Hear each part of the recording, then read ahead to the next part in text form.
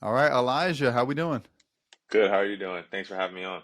Good, good. Thanks for taking some time to hop on. And I know you're on the road traveling. Where are you at right now? Right now we're in Alba, Berlin, All right. What's Germany, that like Germany. traveling? No, Berlin, Germany. I said the team name. Sorry, Berlin, Germany. No, well, the team's probably all you're worried about on this Yeah, on yeah, this road trip. yeah, for sure. So, what's that like traveling all over Europe? You've been in the EuroLeague. This is year five now.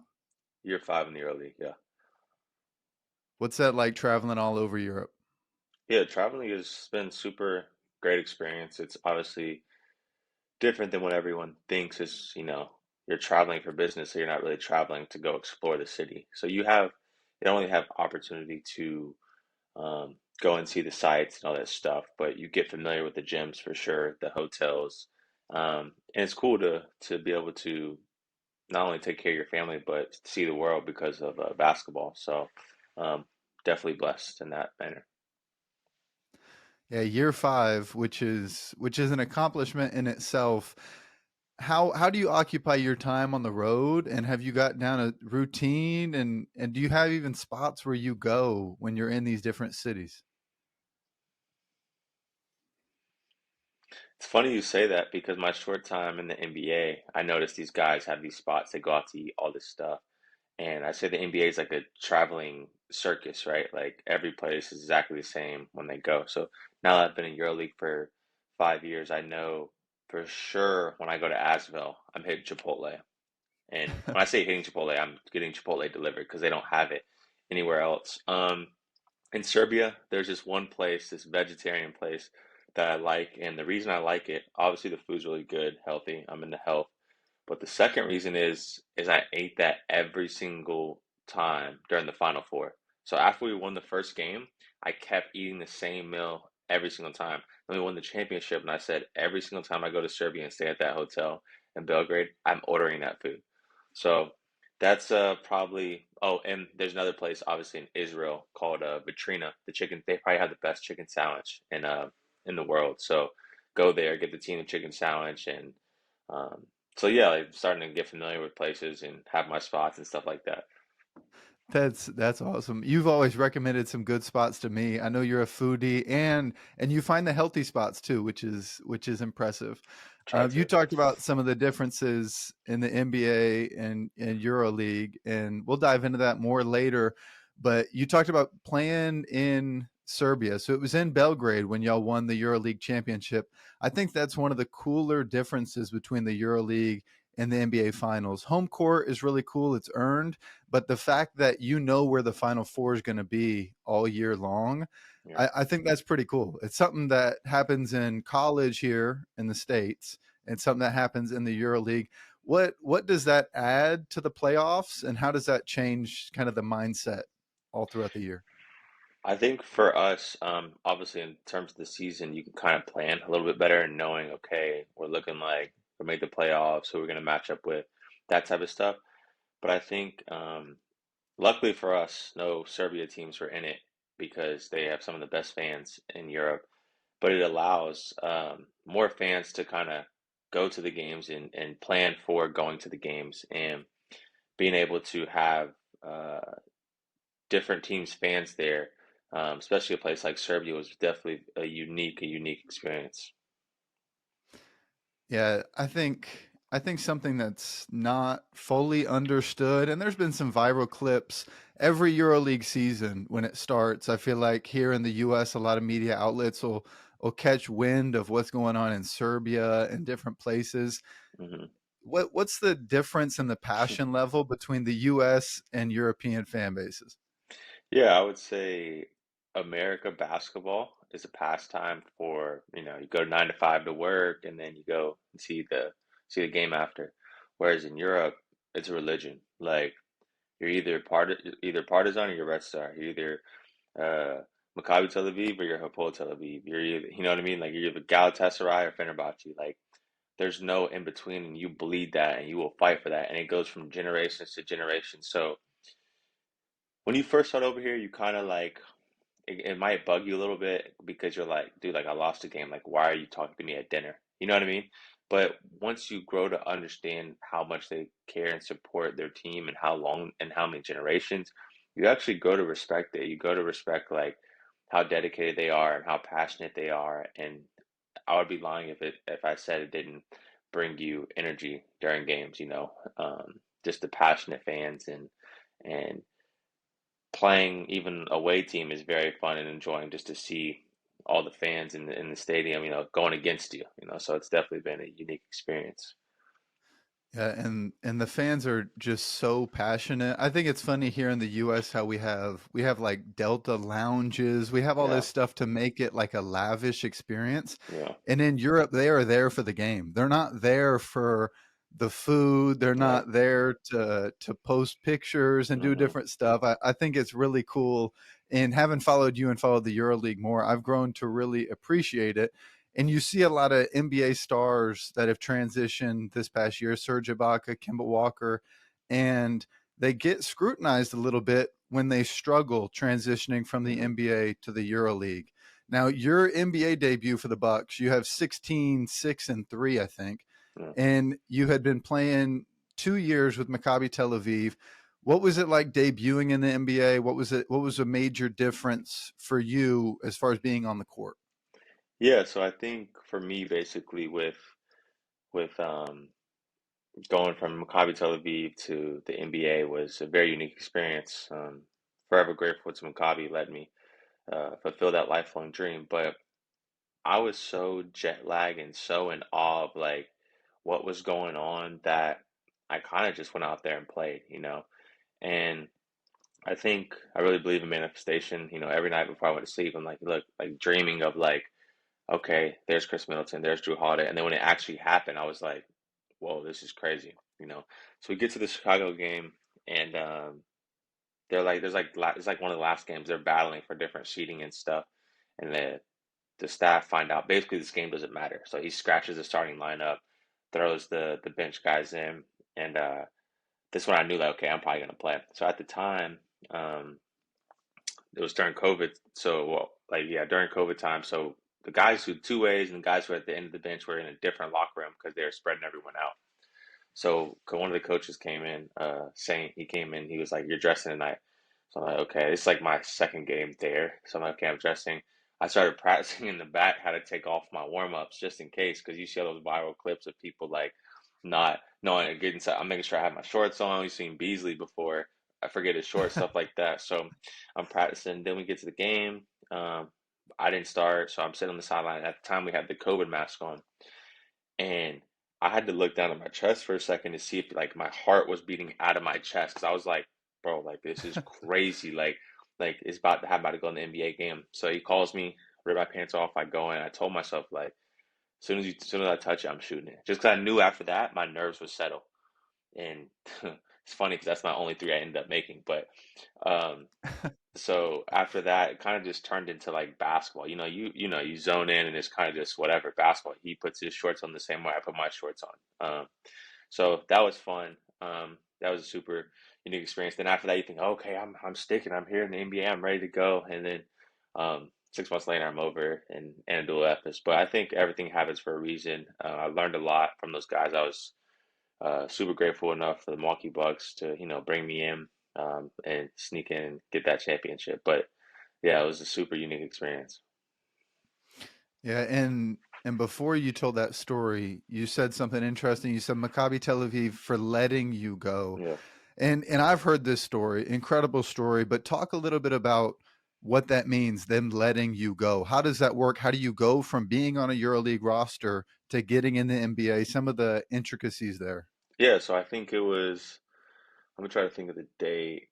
I think we had like a few months left during the season. So I was still under contract. I'll be a free agent this upcoming summer.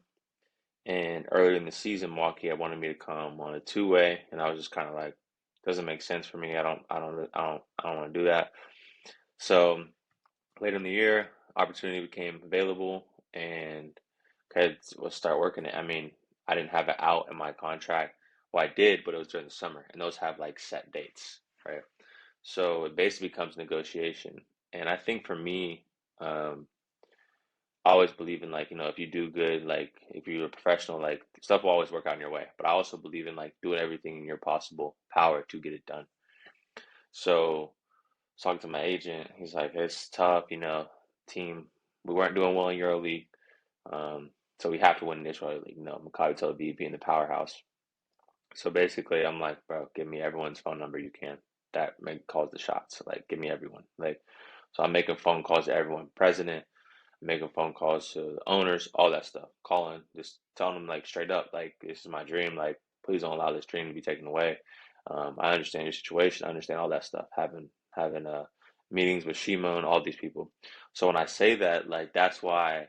And then it eventually ended up happening. But when I say that, it's like from the bottom of my heart, like without them, it wouldn't be able to get done. But the logistics of it was crazy, from COVID test to flying there, packing up our house from 10 months, and I'm with my wife, my son, and then them going to Utah, me going to a hotel, then being quarantined for a few days, and then driving to Indiana. So it was a lot, but I think like looking back, like it was a lot, but like even during the times, like it still didn't seem like processing real. Like even when the manager came into the locker room, we had a game. He was like, "Yeah, Elijah's not playing today because he's going to the NBA." It was kind of like, "Who's going to the? Oh, I'm going to the NBA." Like you know what I mean? Like one of those like surreal moments. So yeah, Maccabi let me go, and it was definitely a special time in my life.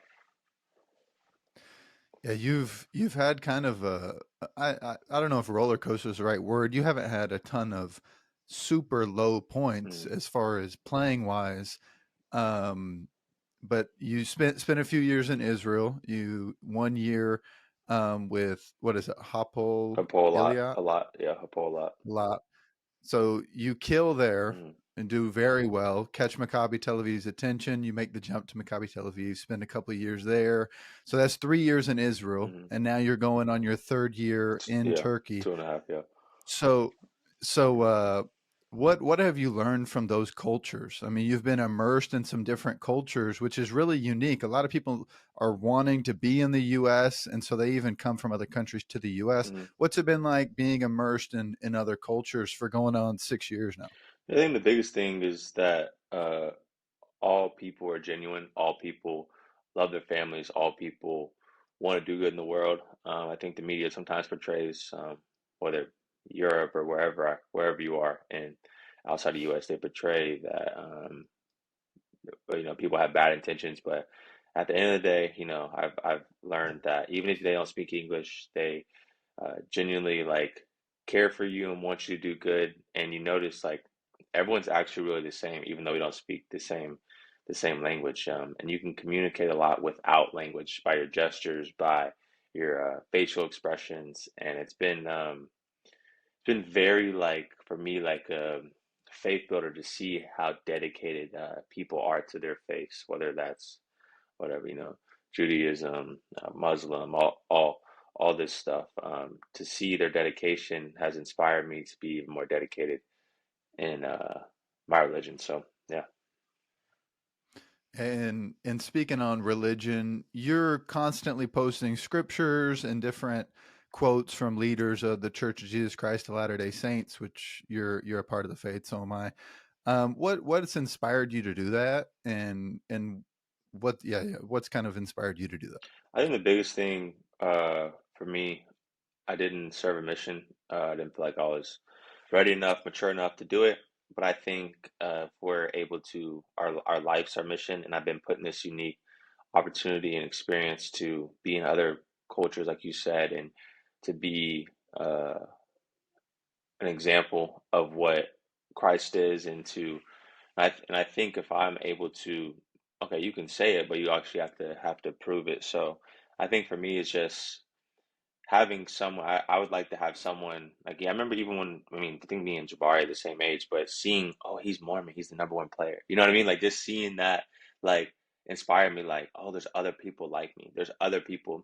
And with that being said, like, yeah, I put out scripture, I put out stuff, but I also try to humanize myself and also let people know like I'm human just like you. I have the same struggles, no matter if I have an NBA championship, if I have X amount of followers, whatever it is, I go through the same struggles. And I think in today's age, especially with the younger generation, is that They think they have to be perfect, and that's not the idea of our journey here. So I think that's the biggest inspiration, and for me, the biggest reward is for someone to tell me that, oh, you got so and so to go back to church just from a tweet. A tweet. Basically, a tweet is me when I'm doing my scripture talk or scripture reading in the morning. It's just a summary of like what I felt. You know what I mean? So it's kind of like a journal for me. Like, Yeah. yeah, I write it down in my journal, but like it's a summary of like what I was thinking. Even when I'm reading, like reading different books, it's just a summary of my thoughts. So yes, people are getting some, but it's just I'm writing it, and as I'm writing it, I'm having to type it. So I'm having to relearn it again and write it down again. So it's as much as it is for other people to come into Christ, it's for myself as well to bring myself even more into Christ. So that's kind of the inspiration and thought behind it. Yeah, that's awesome. I appreciate you sharing that.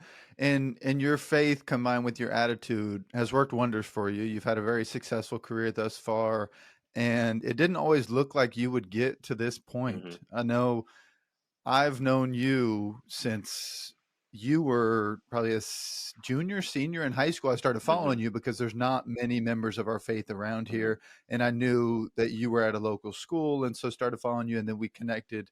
I think after your first year at Yeah. Elon, you had a really good year. We connected then. The attitude has worked wonders for you. And what was your high school experience like? You go to Mill Hmm. Creek, which is the largest school population-wise in the state of Georgia. What was that experience like? Yeah. So for me, growing up, I would say a late bloomer. I think I was 5, 7 in ninth grade.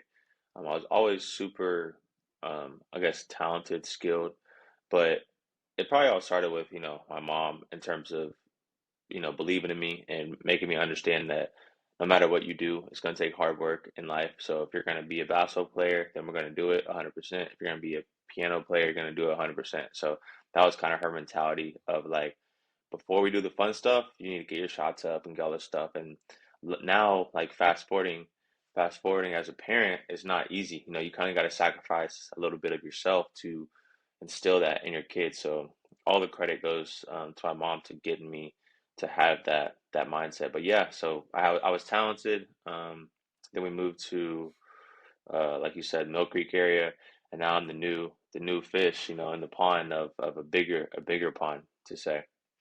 And I've been playing AAU, driving to Atlanta, so I kind of had a chip on my shoulder. I knew what I could do, but no one at the school knew what I could do. Haven't hit my growth spurt.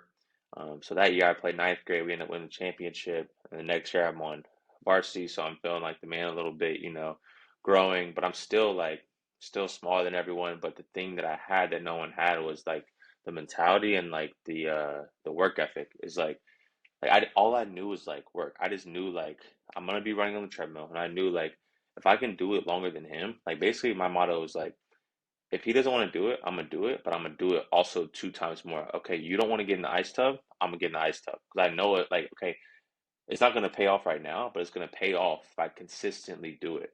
So that was kind of like basically what got me to where I am now. So fast, like in high school, didn't really have too many scholarships. Took an unofficial my junior year at BYU. I was like, man, this would be really nice. Started getting some interest. My senior year got a few offers, Samford. Um, so then just I committed to Samford, and then I was playing well, but they didn't want me to come.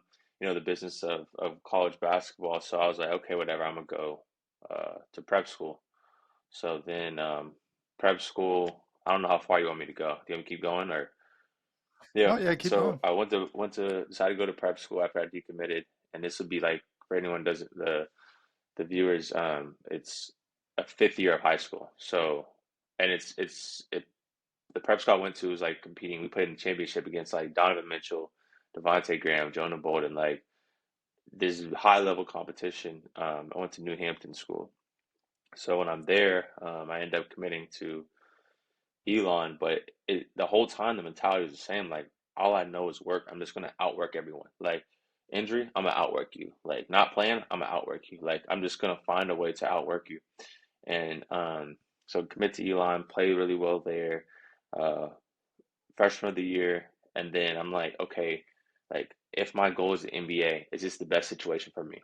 Probably not. Am I comfortable? Yes. But if I'm comfortable, that means I'm not progressing. And sometimes I think our younger generation has a problem with like being uncomfortable, you know, like, and it's like you have to get comfortable being uncomfortable in order to progress. And that's just not with basketball, that's with anything in life. So I told myself, okay, like it's gonna be uncomfortable. I know this is gonna make me progress. So after that, I decided to transfer, and it came down to Miami, Butler, and BYU. Took all three visits to there, and this is where my faith kind of came in to this more so. I knew at the time I was young and immature. I wanted to go to a school that had a big fan base. I wanted to feel like the man on the campus. So that's why like when I transferred, like when schools like Texas A&M were calling and stuff like that, I was like, oh yeah, like, I'll go. But then when I really sat back and looked and like understood, like okay, when the ball stops bouncing, like what do I need in my life? Well, I need to increase my faith. I need to increase my mental knowledge, all this stuff. Like, and what school's gonna do that the best for me? Well, I should probably like for me growing up Mormon, I should probably go somewhere where like I should increase my faith, and find people and be around people like me to help me make those better decisions. So went to BYU, redshirt year. I remember guarding Kyle Collinsworth one time, and this is like when I knew like, oh, okay, like there's better talent here, like because he was the man on the team at the time, him and Chase Fisher. Um, so we did some drill. I closed down. He tried to dunk it on me, and I was like, okay, like yeah, that gives me a bar. Like okay, like this is what I need to do. Like this is where I need to be. Like so, redshirt year went really good. Next year dealt with some injuries and mentally was messing with you, but that's normal. Um, and then after I got healthy, finally my junior year, played really well, and I just told myself like I had this conversation with Rose is like, look, if I make the decision and I don't get drafted, then it is what it is. But if you like tell me to come back here and it doesn't work out, I'm gonna be pissed at you, you know. And I think like man to man talking to him, he kind of understand that like I had my mind made up, like this is what I was doing, and they respected like my decision. They knew I was gonna do everything possible to make that happen, and unfortunately, it didn't happen. Like me getting drafted, and it probably was the best decision or best thing that happened. Even though that night I cried about it because everyone dreams about getting drafted, but if I would have got drafted, then I wouldn't be able to sign in Milwaukee because the team would have had my rights. So looking back, sometimes we things that we think that aren't for our favor are actually for our favor. So then obviously, I go to a lot and we'll do the summer league in Philly, and summer league in Philly was tough just because now you're back at the same square one that you were with when I went to Mill Creek, then when I went to BYU, it's all the same thing. And Tom Brady talked about it in one of his podcasts of like you jump into a pond and you like basically become the big fish in the pond. Then you do I'm too big for this pond. Then you jump into the next pond. You're like, oh shoot, like there's bigger fish in here. So like that's just the thing. But if you can get that mentality of like not only like how can I become the big fish, but look at the big fish and like actually ask them like how did you become the big fish? Then like it's easier. But I think our pride and ego like get to us sometimes. We're kind of like, no, I'm better than him, No, instead of being like, okay, like you might be better right now, but like give me some of your secrets. You know what I mean? Like so that's one thing I've learned Yeah. over the years is kind of like put your ego down and like learn as much as possible because at the end of the day, like you can't play this game forever. So why not like try to learn as much as possible from someone who's better than you? That way you can use their tips and tricks and apply it to your game. And your mom, you mentioned your mom, and anyone that's met your family knows your mom has done a great job of raising you three Hmm. boys, and she doesn't mess Yeah. around. I mean, she's pushed all three of y'all to have success, to chase what you Hmm. want, even those times when you're doubting. And like you mentioned, at Mill Creek, when you get there, you struggle a little bit. Um, BYU, you go through some injuries, you don't get drafted, you hit all these times where you could doubt, but the discipline and dedication that's been instilled in you is really helped you. And also, I like how you talked about asking questions because I think that's something that gets Hmm. overlooked. It's easy to be intimidated and just stay Hmm. intimidated as opposed to okay, acknowledging where you're at compared to someone and then asking about it. And it's funny you told that Kyle Hmm. Collinsworth story because when BYU was recruiting me, Coach Lacombe, he would talk about how you were the best player on the team and you Yeah, couldn't play. yeah, That's what he's saying. He's like, "Oh, we I think you helped me get recruited to BYU." 'Cause he's like, "Oh, we yeah, love Georgia guys. We love yeah, Georgia guys. Elijah's yeah, our best player, and he's sitting yeah, out this year."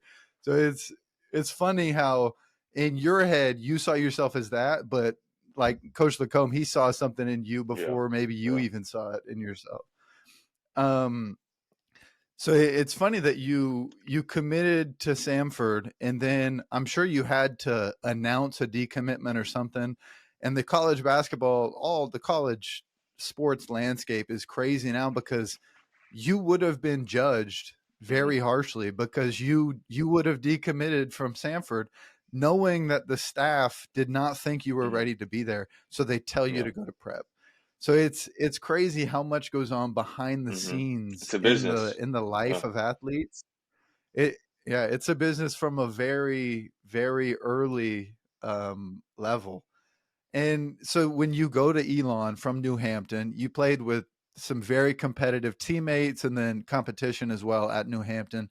At Elon, were you surprised by your success there as a No, so I freshman? think for me, like, it's crazy. I didn't add this in the story. So, I visited another school in Maryland. It was between like this school and I think Loyola. It's a school in Maryland, and I visited Elon, and I was so set on like, okay, I just played against these guys.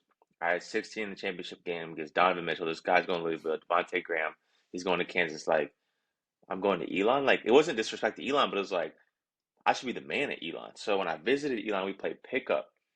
And I remember like to this day, they're like, these are the starting guards, whatever. In my head, I'm like, I'm going at their neck all day. To see like it's not like a disrespect, just to like gauge like where am I at.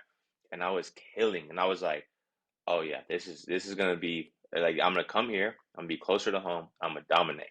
I'm gonna dominate and I'm gonna leave and go to the NBA. Like that was my mindset when I went to Elon. Like I'm gonna come here, dominate, leave, go to the NBA. So that was what my work ethic matched. So like I'm there on campus and I'm running around with the mask on, and all this stuff isn't for anyone but myself. Like I'm trying to just be my best self. Like if that's NBA, okay. If it's not, it's not. But like all of that is for me trying to do everything possible to put myself in the best position. So yeah, so when I committed there, I knew like okay, I'm gonna have an opportunity to like do something here, but I still had to earn the trust of a college coach. And you know how college is like, even if you can get buckets, you better make sure you know how to do a help side defense. Like you better make sure you know how to do the closeout shell drill. And people don't understand, like, no matter how many buckets you get before you go to college, like, there's so much stuff you have to deal with. Like, from weightlifting with the strength coach, from school, from study hall to travel to like there's just so much that goes into college basketball besides basketball. And it's like okay, I would say besides like playing the game.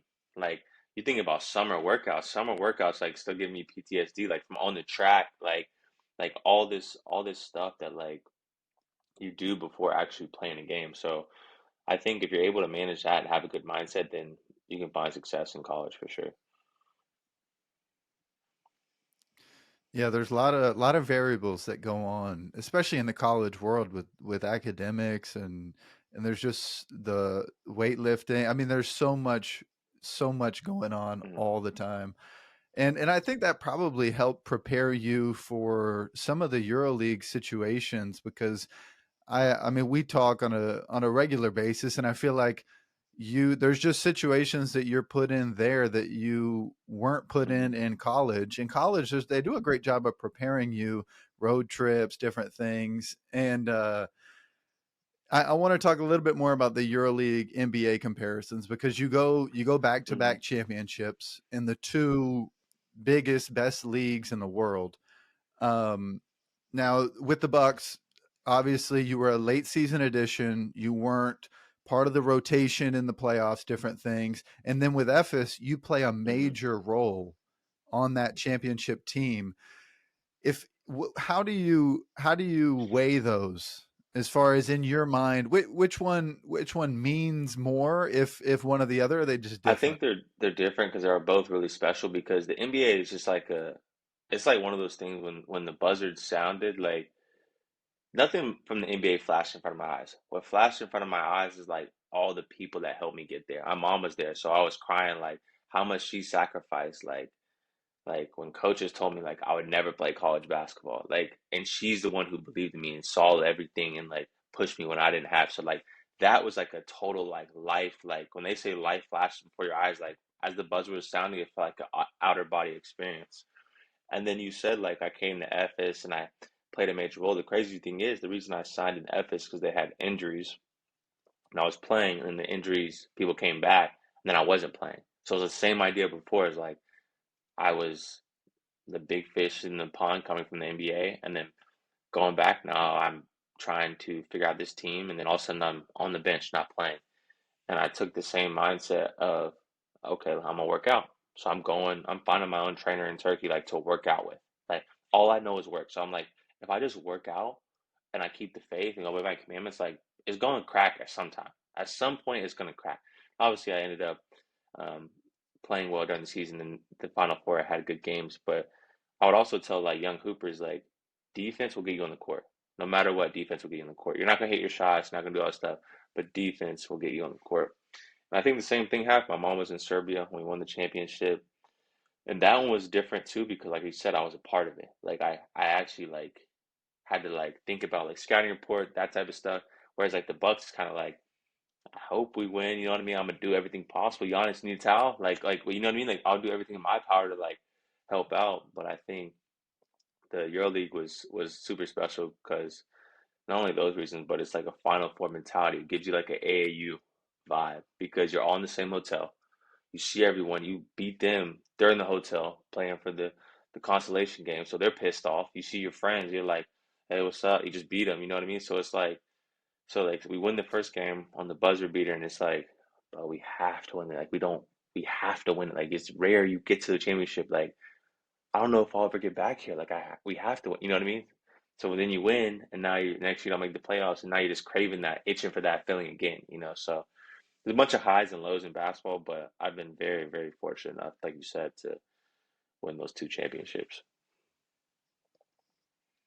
And we mentioned how the playoffs are different, but youth basketball development is super Hmm. different over in Europe from what I hear and see online. And you've had some Hmm. young teammates over the years. And what prepares those guys to be able to compete with pros at such a Yeah, young I think you age? talk about a guy like Denny Avdia, who recently just signed an extension with Washington. Well deserved. Work ethic, man. I mean, these kids that are people have to understand that, like in Europe, if you have talent and you don't go to college, like you're the next like prodigy. And like not only is your family wanting you to succeed, like, but the country wants you to succeed. Like it's a good look for the country. Let's say in a situation like Giannis or Shangun, like everyone wants you to succeed because you're representing them, you know. So I remember Danny, he was definitely getting extra work in and he had a good team around him. So in Europe, they're really good at, of developing these guys, but not only developing, but these guys are getting access to former NBA players who can mentor them. They're getting access to high level games that they're not high school players. These are grown men that take care of their family by playing basketball. So they're not taking it like a high school player, and they're playing those type of guys at a young age. So they develop that mindset and understanding all the little tips and tricks, all this stuff at a young age. So when they get to a guy like, let's say Luca, I think he's 24, 25, he plays like he's 32 because he's been playing against grown men his whole life. So I think that's one of the benefits of growing up in Europe and playing for professional at a young age. Yeah, and the coaching style is different over there as well. I mean, they're more in your face. In America, we're pampered Yeah. would probably be a good word. You can't get onto players like you used to be able to here.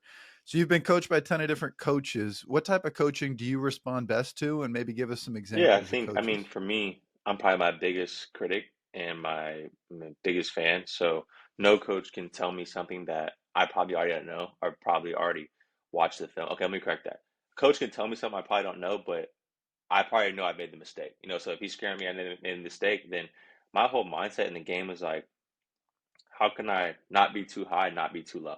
You know, and I understand it's the motion of the game. So let's say my coach is screaming at me. And if I feel like I'm right, then I'm gonna scream back a little bit, but not on disrespect. It's just emotion. Like it's not like on some like we're in the heat of the game. We want to win. Like if you want to win, you're gonna play with emotion. So I think for me, it's just um, I I've grown to understand it and understand that it's not really a disrespect thing. And most of the times, no one's saying anything disrespectful. How to make your shot or focus. Pay. I'm not probably need to focus. Like guy back cut me. So like he's not wrong. But it's kind of like as you mature, you understand that like you hear the message, but you don't hear the emotion. You know what I mean? Like, and I think people who come from America to here sometimes hear the emotion, not the message. And I think if you're able to, like I said, hear the message and not the emotion and apply it and do it on a consistent basis, then you become like a very successful European player because you understand what they're trying to say, but you're not listening to how they're feeling. So yeah, Yeah, not yeah, not making it personal. If you make it personal, it's easy to feel sorry for yourself or think hmm coaches out to get you. But if you realize yeah, you got the same objective, you're trying to win the game, trying to get better, like you mentioned. Um, let's talk about Janelle for a minute. How did you guys meet? You guys got two cute kids now, beautiful family. How yeah. did We you and met Janelle meet? in Provo or marriage. She was going to uh, UVU. I was at BYU. Great school. She was yeah at UVU, and I think it was back when I was on Snapchat. I think I Snapchatted her, um, and then she had like a party. We met, and then ever since then it's just kind of tied at the hip. And she's like I said, like my mom is very supportive. She's right there. She's sacrificed so much for me to be successful, not just giving up whatever career she wanted and raising our kids overseas, but being supportive and how I want to eat, how I want to sleep, sleeping in the extra room or allowing me to sleep longer or making me the exact meal I need. I can't eat with this oil. I need this oil, that type of stuff, which I don't know if every wife will be able to do that. Maybe they can do it in America, but can they do it overseas when the grocery store, you look at the water, you don't even know if it's water. So it's because the translation of the language. So with her, I think not only without her it would be impossible, but I think it's allowed our family to grow closer together as well, just because we're kind of all we got over here in terms of family. So she's definitely been she's the better half and the biggest blessing for sure. Yeah, she's definitely changed you and pushed you to be a better person. Not that you were a bad person before, but she's brought out the best in Yeah, you as a good wife should, and I know my wife definitely has. I can recognize I'm a different person yeah, than I was before my wife came into my life. And it's funny because I watched y'all's hmm relationship at the very beginning, and then I went on a mission for 2 years. So coming mm, back, y'all are married. I mean, it's crazy yeah, how quick life happens like that. And yeah, shout out to Janelle and your mom. I know you've been surrounded by some yeah, great women in your life, and that's kind of a key theme I feel like for hmm stand-up guys. They're typically surrounded by yeah, good influences in their lives. Just to wrap up here, we'll go through yeah, some quick random questions. Give us an injury update. Some yeah. FS fans reached out and Yeah, are so I'm curious. I'm pretty much day by day it's getting better, but I think for me it's just basically um trying to have the macro perspective and of like understanding like it's a long season, like I know I want to be out there now, and people don't understand like some people play for money, some people play like whatever it is. Like I genuinely love basketball. Like I genuinely love getting better at basketball and to sacrifice so much time during the summer away from my family to get better and then have to deal with this injury. It's been mentally like frustrating. But I'm seeing a lot of progress and hopefully in these next few weeks I'll be back on the court. Awesome. I know everybody's Yeah. looking forward to you getting back out there. What's your what's the craziest environment you've ever played in? College, NBA, EuroLeague? Craziest environment ever. Um, well, Colby's up there for sure, but it was at home, so it wasn't that. Uh, and it's crazy because there's a lot of good ones, but I'll say like hostile, the craziest hostile one I played in. Um, Bologna, they play in this, not their factory gym, but this other gym. Is because like it's like shaped like high and it's hot in there, and like right when you come up the stairs, they're banging on the thing, and it's like wow, you feel the fans right there. Whereas like, okay, Partizan, like there's a lot of fans, but they're not as close to the court, you know. Like Zalgiris, yeah, there's a lot of fans, but they're like nice 9 to 5 fans. They're not like raging, crazy fans. But those Bologna fans, bro, when we came to those stairs and they were banging the thing, they're like you feel their presence right there, you know. So I would say that was a crazy one. What's the coolest city you've been able to visit in Europe, like for leisure with your Coolest wife or place we've whatever? been for leisure. Our first year we were able to go to a lot of places. I think Milan was pretty fun. I like Athens. I like Athens a lot. Um, where else did we go? Yeah, I'll probably say Milan was fun. Milan was fun. We walked around. I would say probably yeah, Milan. What's your best BYU Best memory or BYU story? memory is beating Gonzaga when they were undefeated, and then coming back to the airport and all the fans lined up as we got back. That was something I'll cherish forever for sure. Yeah, that was crazy. And I didn't even check in that game, but I was the front page Yeah, ESPN because I jumped up and hit TJ. My probably my biggest regret was oh not man. taking my shooting shirt off though, because I know I'm on the cover of ESPN, but I got my shooting shirt on. Like, oh, I should have taken it off. Is there anything you wish I would have asked about? Anything you're passionate about talking about that you wish I would have asked about? I don't think there's anything I much talked about. I think um I'll probably just say to the young hoopers like just like stay in your own lane and keep just working, bro. Like don't worry what other people are doing. Like be consistent at what you're doing and stay in your own lane and if you can do that, like everything will work out. I think too many kids get discouraged because they're not a 5 star in ninth grade. You know what I mean? Like and that can hinder a lot of people. I mean, I know I felt the pressure of being perfect right when I, started getting some recognition, but if you could just stick with it, be consistent, and you'll outlast everyone. Yeah. Yeah, I like that advice. And comparison is definitely the thief of joy. If you try to compare in the basketball world, I mean, 99.9% of the time there's going to be somebody better. There's going to be somebody in a better situation where their Mm-hmm. green light is greener than yours. It's a good lesson to learn through basketball because as you transition to the real world, there's Mm-hmm. always going to be somebody with more money. There's always going to be somebody with a nicer car, a nicer house, and it's just not a happy way to live your life. You know what's So crazy that's is great advice. obviously I believe that quote comparison is a thief of joy. And I've heard that my for a long time in my life in the church. And I came upon I was listening to some podcast the other day, and it's basically saying comparison is not a thief of joy. Comparison is actually good. What's bad is envy. Envy is a thief of joy because, like I said before, when I compare myself to Kyle Collinsworth, Shane Larkin, whatever, Giannis, Vasa, if I look at it in a positive way, it's not bad because it can bring me up. But when I start thinking he doesn't deserve that, or why does he have that and I don't, that's when my mind goes down this rabbit hole of like that bad, stuff. So it was interesting concept. Obviously, it means the same idea, but I thought that was interesting. No, that is super interesting Where because you going to? you're gonna compare. I mean, you're taught that Yeah. you're supposed to compete. I Mhm. mean, you're supposed to have better numbers than other guys. You're supposed to shoot Mhm. a higher percentage from three, from the free throw line, from the field than other guys. So Mhm. you're gonna compare, and you're taught that in sports.